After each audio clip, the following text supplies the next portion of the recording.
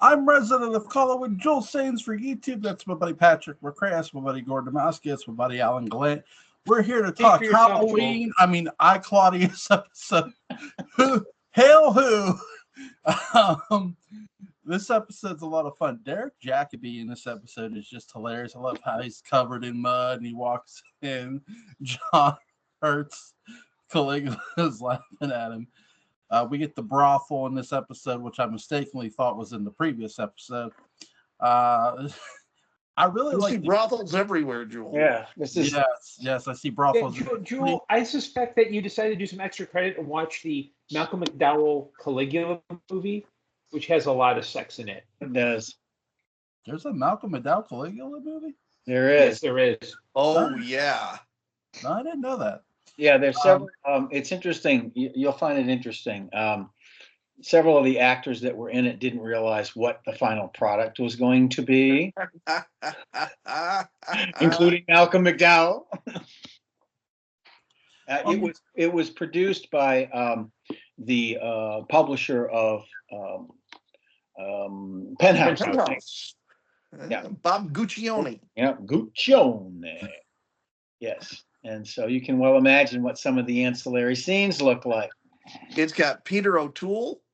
It also has an actor named Peter O'Toole. It has O'Toole's Peter. No. It has Helen Mirren. Very good, my boys. John Gielgud. Yes. Who you'd remember from your favorite film of late, and a host of others. There's a lot of professional raging going on after the final product was issued. Is Ron Jeremy in it? If only. You would be wise to locate the Blu-ray, which has commentaries by both Malcolm McDowell and Helen Mirren, and a very good historian. I mean, it takes sometimes a really bad movie to generate some unbelievable commentaries, and they just, each one is completely individualistic. Yeah. And is infinitely listenable. Cool. So here's my question to you guys. What did you think of the opening scene where Derek Jacobi's character Claudius gets dice from a friend of his? I really enjoy the scene. It's very playful. What did you guys think of the opening scene here? It's life sort of in a brothel. Mm-hmm. Although it looks like she's doing more stitchery now. But it's a lovely scene. It's a nice domestic scene that sort of lets you know where Claudius is in what he believes is his retirement. It's also of course the dice is a linking device to a later a scene with Caligula. So it's almost like he's gotten his equipment from Q Branch for that episode.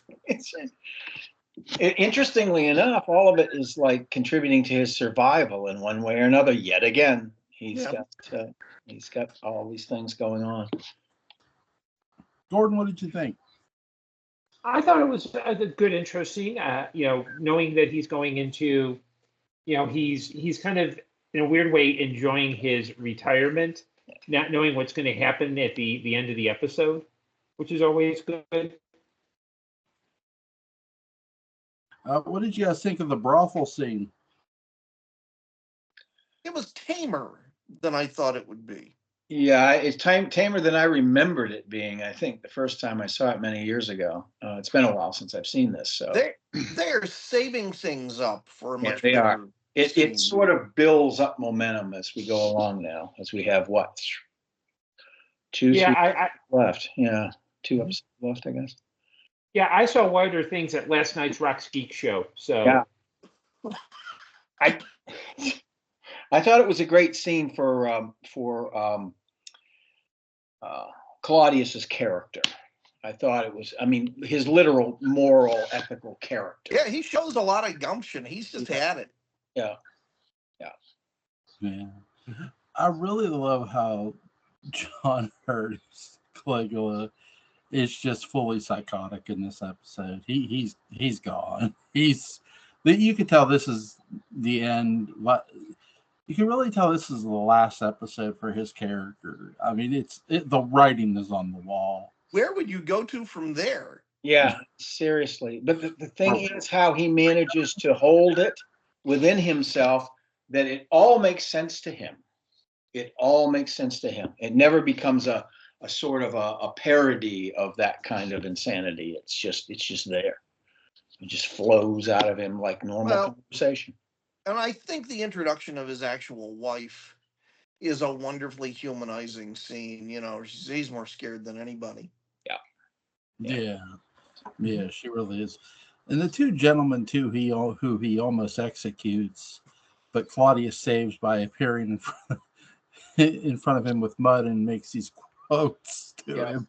Yes, he expects him to wax poetic to him every time he meets him in the last couple of episodes. Claudius is.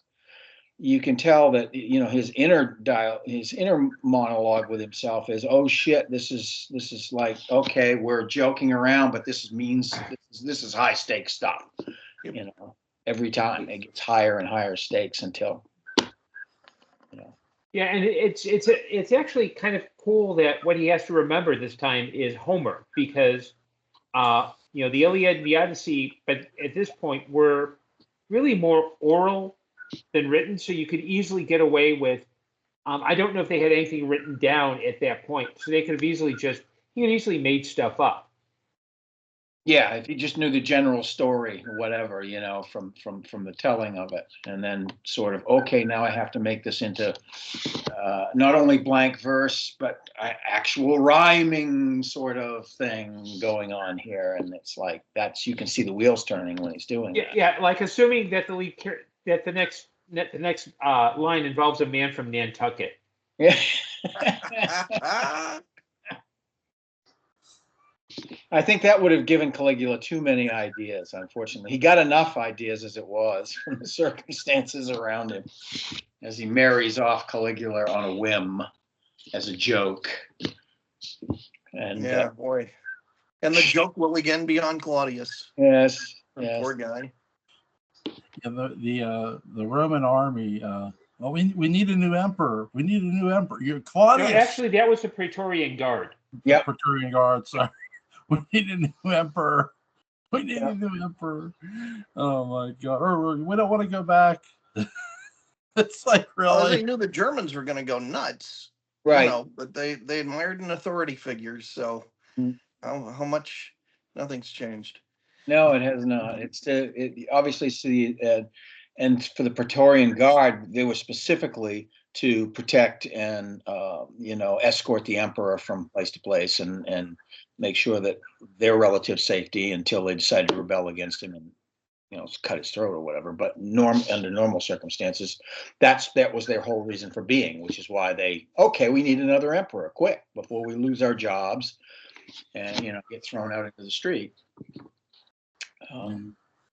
They murder Caligula's baby and his wife. Why not, right?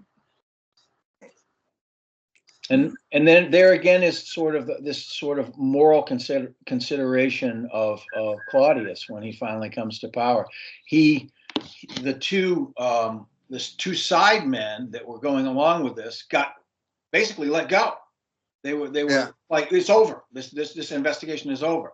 Only Cassius, because Cassius killed an innocent people, and Claudius understood that the other idea was it was supposed to only be Claudius, only Caligula that was supposed to die, and it was Cassius that said, "No, we're going to kill them all," and the other two didn't really know that was going to happen until it did.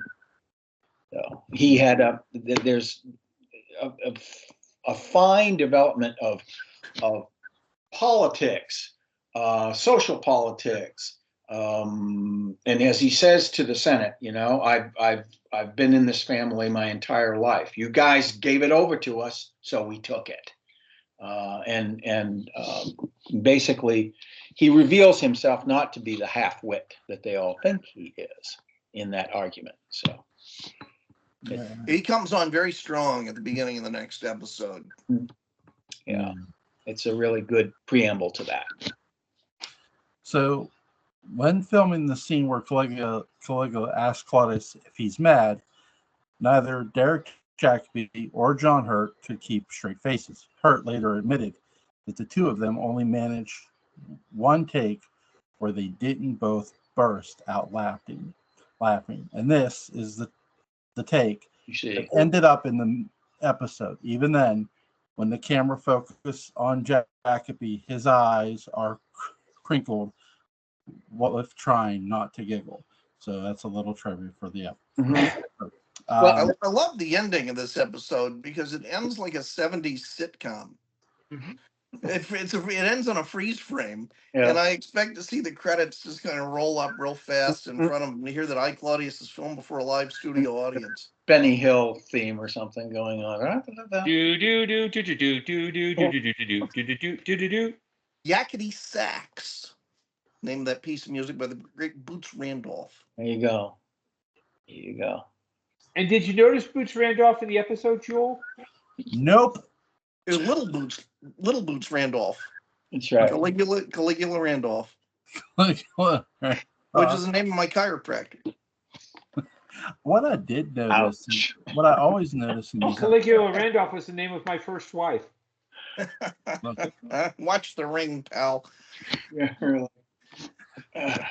what I did notice in these episodes, something that I noticed when I watched them, is I love how the wardrobes look in these episodes. The wardrobe department the production crew really did a great job of having the proper costumes. I love how John Hurt's wearing this like armor, this gold looking. Yeah, he armor. puts on his official gold armor. He Yeah. looks like Mordred in Excalibur. And I love Yes. and I love And the he does his bronze. little sun dance. Yeah, and Yes. I love the bronze looking armor too that we get from the soldiers. Everybody What did you think of his dancing scene costume? rivals John Travolta in Saturday Night Fever. There you go. Oh, Joe, you were probably you probably dressed up like that and did that along with them when you were watching, didn't you? Listen, when I was a kid, Oh boy, I had to dress as an elf and I had to wear women's stockings. So, hey. Talk about. But it's okay because you wore boxer shorts underneath. Joel, you're among friends. You can be open with us about anything. Well, I was in Catholic school at the time. We were doing a Christmas. Oh, There we go. Yeah, I hear you right there. Catholic school right there. We were doing a Christmas play. I forget what it was about, but we had to dress up like elves. Everybody did, men, women. It was called the Immaculate Conception. And they said, you have to wear green stockings. And I'm thinking, and so I wore a pair of my mom's green stockings. So, were there garter belts? well, they were stockings or pantyhose, whatever you want to call them. I used to be an altar boy. I could tell you stories. Straight from the priest's mouth, right? You were an altered boy. Yes. I was a substitute altar boy. So when someone didn't want to work the 6:30 mass, they call me at like 4. They call me the night before and say, "Hey, I got to sleep late. You're the guy to fill in." And he had to go and put on special shoes and a little white dress and a little white garment. And the only thing they had to read were religious Archie comics, which sucked on toast. So. Jarhead was usually Pontius Pilate in those, as I recall. Good old Jughead. Yump, yump, yump. Where's Judas? Yeah, well, Judas would have been Reggie. What's you guys' favorite scene for this episode? Gordon, you go first. Okay, well, my favorite scene, I would say, would have to be, I'd have to say the scene where the two of them are talking in the tent.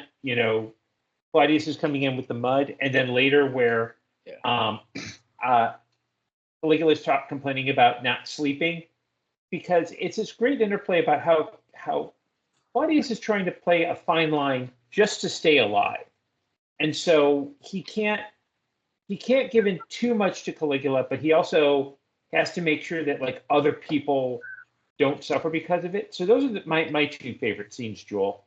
See, I watched the episode. In fact, I just finished watching the episode before this podcast, Joel, because I know at least 3 of us do what we're supposed to do before the episode. And I can tell you that only one of us would just read like the Wikipedia page and not watch it. I can tell you that person's name is not Gordon, it's not Alan, and it sure as hell isn't Patrick.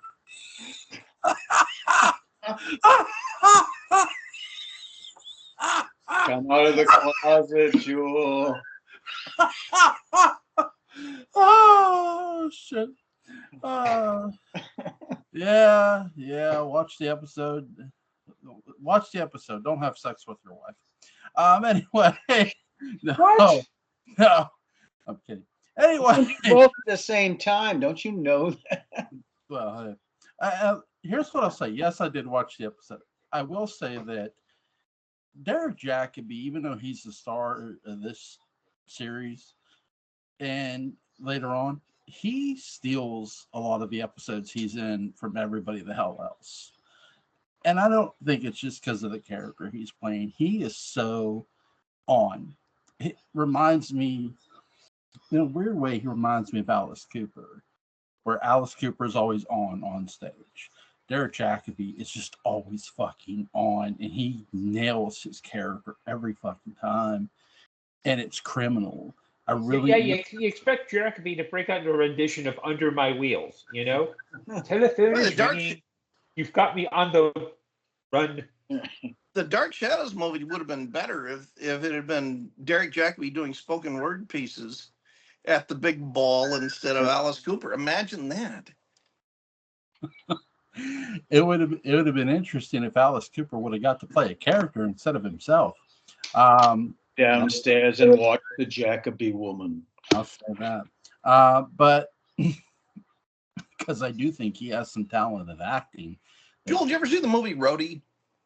No, but I did see Prince of Darkness. Rhodey's really good. I don't think the two are related, Joel. I think Rhodey's a completely different movie. Okay. I think Alice Cooper's in both. Cooper's in both, I think. Yeah, Cooper's in Rhodey, and Meatloaf is in Rhodey as well. He's the star. Yes. Yeah. Joel, you would really like Rhodey. I'll have to check it out. I will say too, with Jacobi's performance and John Hurt's performance, I can't tell that they mess stuff up. I mean, they're so good together. It's criminal. John Hurt's going to go on to be an alien. His character's going to get killed off quicker than Kenny on South Park. But hey, I bet it was a hell of a payday. Science Officer Kane. Yeah. There's a funny story about that when Alien Isolation was being made, and they were doing the Nostromo edition for that too, because they were doing the Nostromo edition so you could play as the characters in the movie as a precursor for the game. That John Hurt didn't have any lines because obviously the alien came out of him. But Ripley did return. Dallas did return. But Kane, the guy or not Kane, the guy that voiced the Doctor, he did not do it. He could not return because he was too busy at the time, which sucked. He was probably filming those Hobbit movies. Yes, he would have been. He would have been in the first of those probably. That. Want to hear a good thing about Freddy's Dead: The Final Nightmare? Desperately. No. Yvette Koto is in that movie. Okay, Yes. So thank you. Didn't need to know that. I got a good Yvette story. What is it? Yvette Tell Koto. us your Yvette Koto story, Patrick. Entertain us. I don't have one. I think Jewel has one. No, he was in Freddy Krueger: The Final Nightmare. He was in The Final Nightmare. Also in Live and Let Die. Yeah. Kananga. And also in Larry Cohen's first movie too, Yeah. which I think was It's called Rat. Alive? No, it was Rat. It was like it's early, like late 1960s movies. It's Alive came later. Yeah, that was like 71 or something. Right. Alan, what's your favorite scene in this episode? I again have two of it. The tension building scene before the assassination, I think, is wonderful. There's a lot of action. going on there psychologically. There's a lot of, sort of, almost holding your breath and then saying, oh, it's going to work. No, it's not going to work. Oh, yes, it is. This and that and the other thing. So all of that was quite wonderful, I thought. But I also thought that the what we just referred to as the preamble for the next episode in terms of Claudius's thrust, his energetic thrust, is when he first sits before the Senate and speaks to them. I thought that was a great turn for him. After all of this, I don't want to be emperor. I don't want to be emperor. I don't want to be no, but I can be emperor. At least in terms, he's saying, yes, you're right. I shouldn't be emperor. But what he's saying as subtext to that is, I have the capability to do this, and you've already handed this over. You're talking about things that I hold dear to myself in terms of the republic, but you guys were the ones that handed it over, not me. So, he exhibits the backbone he's probably always had, because he's shown it in his dealings with people that are helpless without his help, that are going to die, and he saves them, and various other things. But he's also still a little bit naive, as in falling in love with a very young woman who is not going to really pan out for him, unfortunately. But she gives him a child and all of that sort of thing. So it looks like things are moving in the right direction at this point. Yeah. Patrick, what's your favorite scene? Sorry. Well, of course, the Incitatus scene I've just been waiting on. There's my favorite character. And his life's really opened up since I made him a senator. I love that line. His life's really opened up. I wonder if they killed him. I don't know. In reality, I mean, in historically? Historically, or if he served many terms, long and distinguished in the Senate. They may have retired him out. Yeah, because a horse is a horse. Of course. That scene, and the scene where he is introduced to Messalina is really beautiful. Lovely scene, actually. Yeah. It really is. And Sheila White is the English Diana de Vila. Just impossibly beautiful. This just walks on the screen and everything stops. The molecules in the air stop. Everything's just like. I think the only difference is that Diana de Vila was in real life is only about that tall. She is tiny. Yeah, that's what I hear. She makes Woody Allen look normal size. Oh yeah, play it against Sam. Yeah. Yeah. And Jerry Lacey. Oh. It's a big Dark Shadows reunion. Yes. So yeah, that, and as vulgar as it is, the assassination scene I really like, just because of the almost wordless realization on the part of Caligula that he's not a god. Right. And I was like, well, I guess Randy keeps his check. Yeah. That's it. I'm not okay. Here I'm going. And then Claudius, when he comes out and falls to the feet or to the something of the viscera of Caligula, and the idea I get, and of course without dialogue, this is all me bringing it to that moment. But the idea that I get is, as horrible as Caligula was, the greater horror, I think, maybe to Claudius is this reversion to cultural savagery. And it's like this, it's like when Livia dies, this Rome is dead kind of thing. The Queen of Heaven is dead. And it's the same thing with Brian Blessed too. The camera lingers on him, and we watch Rome die. It's kind of a thing. And And so, with as much authority and enthusiasm as he does show in the next few episodes, there is this sense that he still feels like he's standing amidst the ruins, trying to make the best of, what was Augustus's mighty empire. And And that also on a personal level, Herod has implored him to take it because otherwise the entire family is going to get wiped out. They would just do that. So on a person, it's personal and national, I guess. Yeah.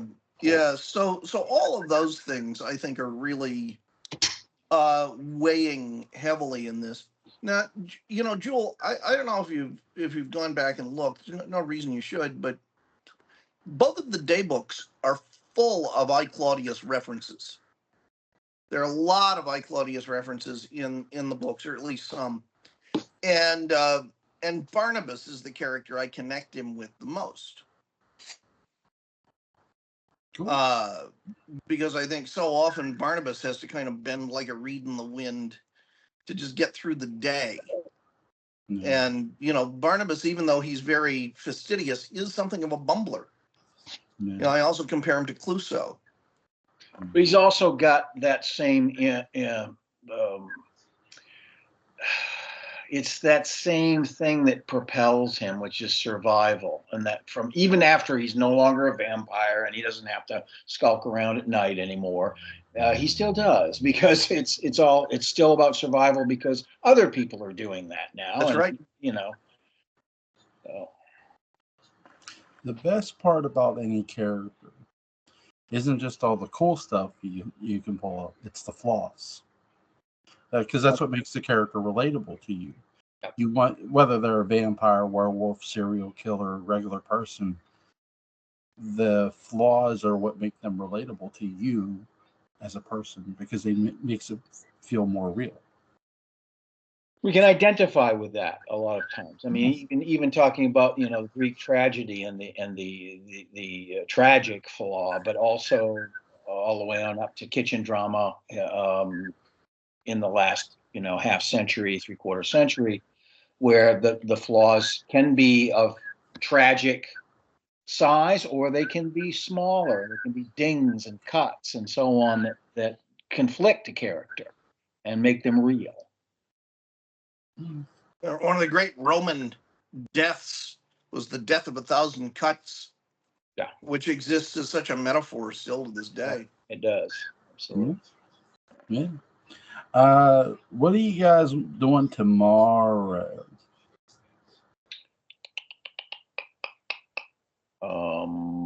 I'm probably free in the late evening. Like Messalina, I'm open. Why? What do you have in mind? Good, because we can watch the movie Pussycat Kill Kill. Faster Pussycat Kill Kill. Yeah. That's what we can watch for review. Have you seen it, Joel? Yeah, I saw it on TCM years ago. What'd you think? Fun movie. Just fun. Yeah. So Jewel, you love Pussycat Kill Kill. Yeah. But a later movie that made by the same director, you pooped on in front of me and Patrick, and that was for Beyond the Valley of the Dolls. Just like I had to defecate on something. What do you do? Anyway, no. Joel, keep your personal life out of this. I'm kidding. Perhaps it was the script, right? Perhaps it was the screenplay. Yes. No, when I watched that movie, again, I'm a true crime fan, so I can't help when I watch a movie sometimes, and it reminded me so much of Sharon Tate. And I'm not knocking the movie for that, but it felt, there's such a thing as, I don't want to say too much because I don't think that's the case. I just feel it's a movie that already had my attention, and I don't think they're doing it for shock and awe. I just feel it just feels like unnecessary. And I get the movie's about life itself too, but I don't feel you need that sort of violence in that movie. In my opinion, that's just how I felt about Does it. it bother you because you know what happened to Sharon Tate in real life? No, because I had learned. It's crazy because I talk about my history teacher a lot, and he taught us true crime. The first true crime I ever learned about was D.B. Cooper. Then we learned about Sharon Tate. Then we learned about Zodiac. And the list goes on and on. It's just crazy how. Did you enjoy his last year? We learned about Anyway, Ted. keep We learned going. about Ted. We learned about Ted Are Bundy. you sure he was a teacher and not just like some guy pretending to be to like evade the cops or something? At least this wasn't 5th grade. No, this was 5th grade. This was all. Like the first semester, we learned. I mean, it would be like Patrick teaching theater to a bunch of like 10-year-olds and thinking, you know, what would be a good choice to put a production of? Oh, Calcutta. In rep with Medea. I think what I appreciate. Sorry, Patrick. No, it's okay. I did an all-nude production of Oklahoma set aboard a German U-boat in World War II. Well, I figured, yeah, you would do that, but not Oh, Calcutta. Like you have standards. I do. We did the Oklahoma production in the style of Blake Edwards, so it was okay. I'll put it to you this way: when I already knew about the things in the movie Casino before I watched the movie Casino, because I knew about true crime. Right. So what do you do? You watch Casino. You watch Casino? Yeah, I watch Casino. Watch Casino. Oh my god! Look, some movies you get why the violence is there, and I'm not saying I don't get why the violence is there for that movie. It's just not something I particularly.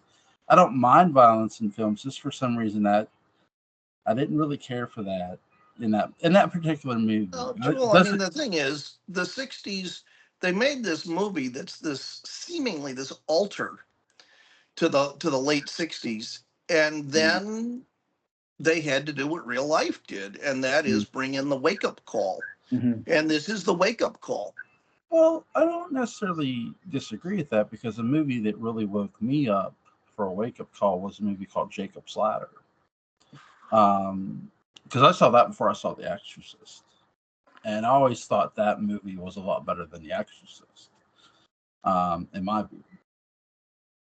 So, It's an interesting Session. Well, yeah. I'm sorry. I think the Jacob's Ladder is interesting because it doesn't close the door on questions and answers. yeah. Jacob's Ladder doesn't tell you. I mean, things happen and you see what circumstances are, but why? And that's the question that completely you're left with that. I mean, it's there's a lot of different levels to that why, and why did that happen to him? Why do we all the way on up to why war? Why that, and what kind of why this experience? Why all of these. Joel, I recommend 2 films. One's called Session 9, with the guy who was in NYPD Blue, the red-haired guy. Oh, Russo. Yeah. If you like Jacob's Ladder, I think you like Session 9. Mm-hmm. And a movie to make you ask why and to really stay with you a while is a harrowing film that I recommend called The Ritz with F. Murray Abraham. That'll set your clock back. It's you won't know what hit you. Cool. Okay. Is there anything you guys want to add about this episode before we go? I keep coming back to that word preamble because it's really going to it really is a preamble to a lot of intense stuff that's coming up in the next 3 episodes. A lot of stuff. And those episodes, like this one, will go by just like lightning. Yeah. You compare it to episodes 1, 2, or 3, which are very thorough. There's a lot of info dump. Establishing. Yeah. This is all the payoff, and I mean the roller coaster is now going well down the hill, and they will fly by.